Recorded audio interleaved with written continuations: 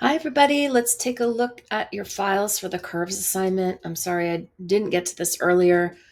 Normally, we just look at the prints, but I think you enjoyed looking at the truth or fiction layers the other night, so I thought we could I could do a long recording here. In general, I'm really pleased with how you're organizing everything. Vince, this looks great. I know it seems picky. You did a good job naming your layers. You just might want to actually even name like this color fill. I know it seems picky, but maybe sepia fill. Okay, one, just to get in the habit. But the way that you organize it is great. The next thing to do, as you're aware, is to do a print test. Sometimes I know some of you uploaded the smaller files for me, but sometimes, like when you see the halo around the leaf, sometimes that is the black and white adjustment, or the halo around the trees rather. Sometimes that's just too much darkening of the blue in the sky, and you might, depending on how the print looks, if there's a halo, you might just back off a little bit. I know you like the drama, but sometimes the drama is better added in the curve so that it doesn't affect, you can kind of combine both the sky and the curve so that it doesn't create these halo in the tree. So when we do a really dark adjustment in the sky that kind of simulates like a red filter on the camera for black and white film, it does create the halo. So just zoom into 100 and watch out for that. Okay. Otherwise, nice.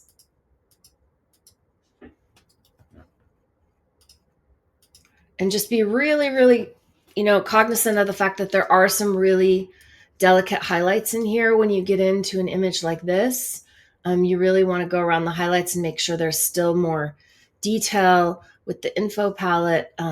Make sure you're getting a good amount of detail, and you are. It's just on my monitor, it looks kind of bright here. So that's just something to be aware of. In the camera raw filter, yeah, so you increase the brightness here. I probably wouldn't have done that. I probably would have just backed off on that, or not done brightness, but just done maybe overall exposure. I don't think the brightness panel is that spectacular. Or better yet, just grab the histogram. And it's okay. It doesn't have to look perfect, because remember, you want the detail in those highlights. You don't want to lose that detail. So sometimes not making a perfect image in ACR is okay, because remember, you are going to go in and open up with curves. And you turn down recovery. I'm confused at what you did here, to be honest. I just want to see it from the beginning.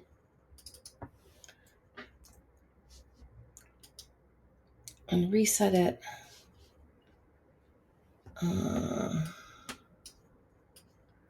When you expose the image, was it underexposed? Okay, so this looks more like a normal exposure. Was it normal? Was it underexposed? Yeah. So just, I think what you did was fine, but you don't have to treat it like it's Lightroom. When you correct an image, the image in RAW doesn't have to be perfect, because you're going to perfect it in Photoshop. This kind of image is perfect for this assignment because there's 8 stops of difference sometimes between the sky and the foreground. So it's okay to have kind of a flat, low contrast image to start with, and then you build that contrast back in your document here. And see what happened when I did that. It ruined your retouching. But you see how you have so much more detail in the sky, and then you can build up the contrast here in the curve. So just be careful, because there's a lot of beautiful detail here, and you can always increase your contrast individually like you did. This is great. You could even go a little bit more here in the foreground. Okay, moving on. Don't save that. This one, I'm probably just going to go through. I don't know if I'm going to go through all of them, but again, just this looks pretty high contrast. You're losing a lot of detail in the snow and in the water. So just go back and make sure that you're not overdoing it. When you start out in Camera Raw in your black and white adjustment, it's okay to have it be a little flat because you're going to build the contrast in curves. So go back and take a look at that. Okay, Vince, I know you reworked this one a few times. I'm sorry to hear about your hard drive. That sucks. In this case, I think maybe you didn't do enough in ACR. I'm going to just double click and see here. I think you could have brought out more in the shadows here to begin with, actually flatten the image out more. And that would have helped you with your layer stack to introduce, and your black and white should be on the bottom here. You should have a retouching layer here to take care of any small debris that you want to figure out. The rocks, you wanted to do more detail. I think that looks really pretty. I mean, one kind of thing that you can do is you can just do a general curve, right? You don't have to make the selection first. And then you can go back into your mask and you can actually, I'm just going to take it out. And then you can go back with your paintbrush and you can, this is going to be your lighten curve or dodge curve. And then you can kind of just use it with different opacities to lighten up different areas that you might want to hit. Okay. So that would be here, not on the retouching layer, but on here on the mask. Okay. You just go and just kind of with a light opacity, kind of reveal areas that you want to be more extreme. You could also increase this if it's not doing anything for you. Okay. But I think that if you're patient and you build up the opacity, you won't see that it's such an obvious edit. You see how you just do a little bit at a time and you're really painting with light in the image, which can be fun. The sky, I love your instinct on the sky. I just think that you hit the rocks too much. So same thing with this one, with this curve. This is going to be called a burn curve. The curve looks great, by the way, but we're just going to rename it the burn curve, right? Because you can use it everywhere on the image, burn curve. And then you can, I'm just going to fill with black. And then same thing on this, you're going to take your big white brush and you're going to reveal it a little bit at a time, areas that you want to be darker. Okay. And if you hit that hillside, if it looks too fake, you can swap by hitting the X key to get black back and clean it up. Okay. But now you have what we call dueling curves, a burn and a dodge curve. And same thing with your sky. Go back into the raw. I don't think you corrected it as much as Vince did, and just be careful. And here I'm too much over the line, so I'm going to go back and edit this. And zoom in at 100% to double check your work before you print, and you won't have those kind of dodge and burn marks. Another thing that I think would be really pretty is a vignette on this picture. You can do that in curves, or you can do that in Adobe Camera Raw, but with curves it's pretty easy. You add an elliptical, and then you can transform it if you want to make it, but you don't have to make it perfect because we're going to control the mask. And then you can, at the very end, add a vignette. And I want to invert this curve. So I'm going to choose invert. I want it on the other side, or Command I, and then you just feather it a bunch. And that can be kind of nice way to bring the viewer into the landscape. And if it's too strong, you can lower the opacity. Okay.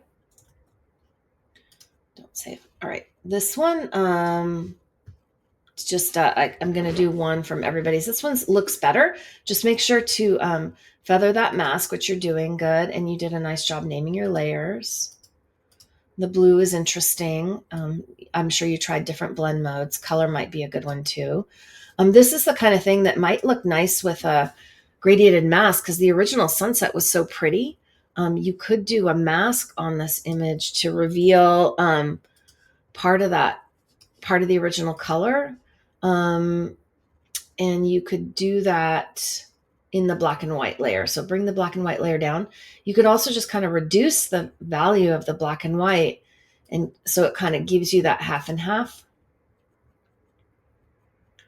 which can be kind of pretty too. And it exaggerates the water. So that's kind of a trick. But I like the warmth of the sky. I might even just mask out the black and white layer just from that sky a little bit. Okay. That's a nice trick. All right, here, Sierra, what I think you were gone, Sierra, when we did this, but we're supposed to do monochromatic for this assignment just because color can be tricky. I mean, you did a great job here. This is really, really saturated color. Your print came out pretty good, but as you see, if I turn on the gamma warning, all this color is really difficult to print. So be mindful of that as you add curves. Remember, what you can do is put them into a luminosity blend mode so they don't oversaturate the color. They just affect the black and white pixels. Now, this is not the look and feel that you had before, but yeah, I think you turned the saturation up quite a bit. Let's see. No, you turned it down because it got real saturated. So you may not need that if you use the luminosity blend mode. But this is a really intriguing image. Thank you for experimenting with that. And nice job naming your layers. Just make sure to at least feather 0.5 for a realistic effect. And you'll see that when you zoom in to 100 and when you print it out. I think these little dudes could benefit from a black and white conversion because the color is pretty weird. Even with your experiments, I'm not a fan of the cyan in the fur. So just kind of a note there. Sometimes you can also do a hue saturation adjustment. You can choose to go to, you can choose the targeted adjustment tool here, this guy, click on the color, which is cyan, and just saturate it. And that will sometimes clean up the color. You might have to mask back in areas that you didn't want to remove, but you see if I turn that on and off, it helped a little bit. But yeah, I still think the color, even though you played with it, is weird on the animals. I think maybe, I don't know if they were taken under fluorescence or what, but I would work on that. Another thing you can do is before you add the creative color, which is what we're studying this week, you can also go into ACR and do a white balance adjustment. It looks like this, though, doesn't bring up ACR. So, that's something you want to make sure that you're embedding your images as Adobe Camera Raw. And then you can do a curve and I can click with the gray eyedropper in the neutral area and see if it does a good job at adjustments, which it didn't. The auto did a pretty good job, but the white is still a little cyan for my taste. If you go over it with the info palette, you'll see it has a opposite of red is cyan, and red is weak, which means cyan is strong. So it has a really cyan cast. So I was trying to simplify it by making it a monochromatic assignment for you. Yeah, but we'll go over more color correction next week. This one I think we looked at. This one just has a lot going on. I don't know why there are two smart objects here. I would throw one away because you only need one. Maybe you did some variations, but it's better to do the variations in curves. If you were retouching, you would just put a blank retouching layer here above the background layer right here and call it retouching. Okay. I mean, I love that you played with the color. I think this is a color image, though. I think we all agreed. And just make sure to really zoom in, feather your mask at least 0.5 and zoom in to check the edge. Okay. But nice contrast. And, it looks like you got there. I think the print felt a little dark, which is kind of typical um, when you're printing, especially if you have a bright monitor, that the print's going to look a little bit darker. So it's a good idea to do that black and white point for printing. Here, this is a fun dynamic image. Just make sure to feather your masks so that we don't see any halos when you print. I like to move the black and white adjustment down. You don't really need to use a blend mode when you're doing normal curves adjustment. I don't know why you did a blend mode. Oh, just to kind of lighten it. Okay. Yeah. All right. But I think we went over this one. This one might benefit a little bit more detail in the midtones because when you print it, the midtones are the thing that does go pretty dark. So I would really recommend you use the info palette. Look at the midtones. The midtone's 42 and middle gray is 128. You see it's 42, 44 RGB. Black with detail is 10. So look at that CTI target and look to see where that 40 is on the target RGB and decide if it's a little dark because I think you're going to want to lighten the midtones. Also, the sky is really fun and dramatic, but I think I would slightly lighten it a little bit. This is the church. I'd probably go more in terms of the church, and I'd probably just do a nice, gentle adjustment, trying not to affect the highlights too much, more in the midtones. Yeah. Okay. And it looks I know it looks a little flat, but when you print it, it may yield more desirable results. Okay. The husky, just please make sure to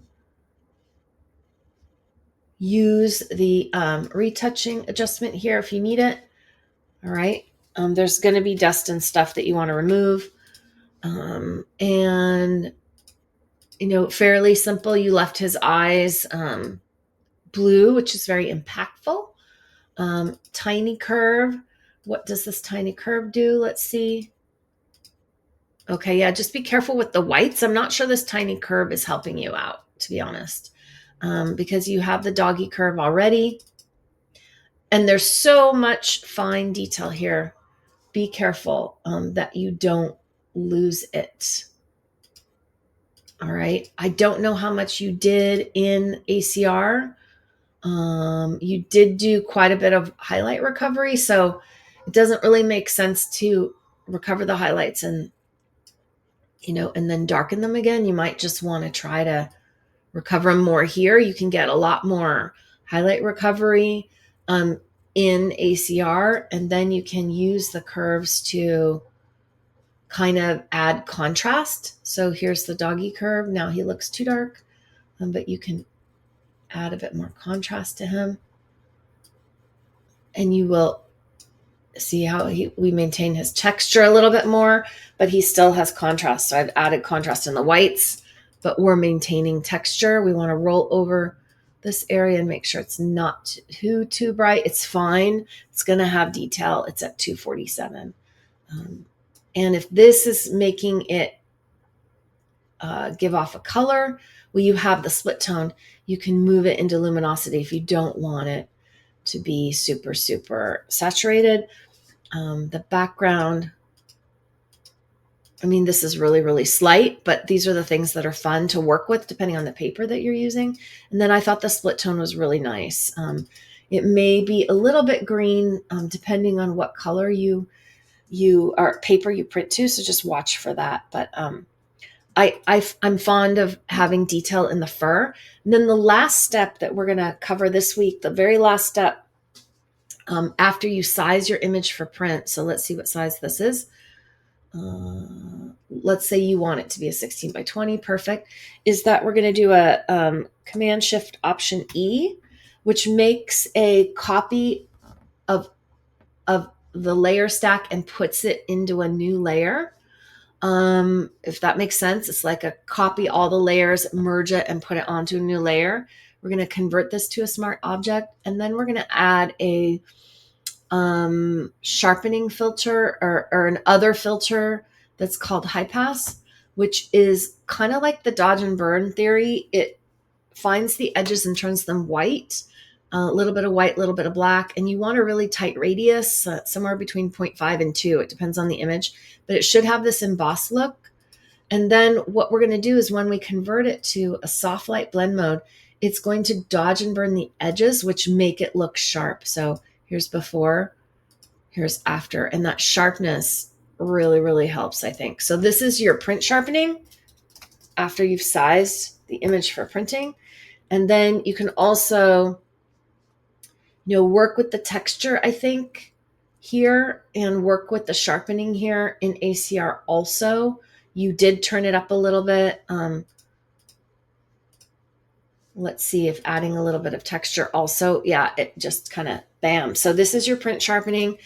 You can get really, you can control it with the opacity, although I think this looks great. Again, here's before and after, and see how it just adds that extra bit of whisker pops out. And you can really exaggerate it just, by the way, in like a character sketch, if you want a really strong effect, and you just by duplicating it over and over and over again. And this is too much, but sometimes in graphics and people, we like this effect. And then I'm going to do a little bit of retouching here. When you start to do option click in a good area, roll over this area, right? When you start to do the sharpening and stuff, some of these details come out. But this is too much, but you get the idea. I just wanted to show you how effective that can be. I just think 1 is fine. 2, maybe 1.5. We'll turn this down to 50%. All right. So I hope that was helpful. This one we talked about in class. I think your revise did a good job. I think the color is a little strong. It's fun, but it's a little strong. I would just tone it all down a little bit, maybe put it in a color blend mode. I like this general sepia more than this orange. Yeah, and just, really a little goes a long way. You don't have to have much at all. Seriously. And even less. Is there colors coming from somewhere else in the image? There's a tint somewhere. Oh, you have a gradient map. Okay, got it. All right. So I would choose 1. I don't think you need all this color. I would choose 1. And again, with the midtone thing here, just like we looked at in Eric's, like midtones are not your friend when you're printing. All these midtones are going to go darker. So really try to bring out a little bit of contrast, a little bit more in the midtones for print. All right. All right. I'm going to stop here and do a second recording to make sure that this one doesn't get lost.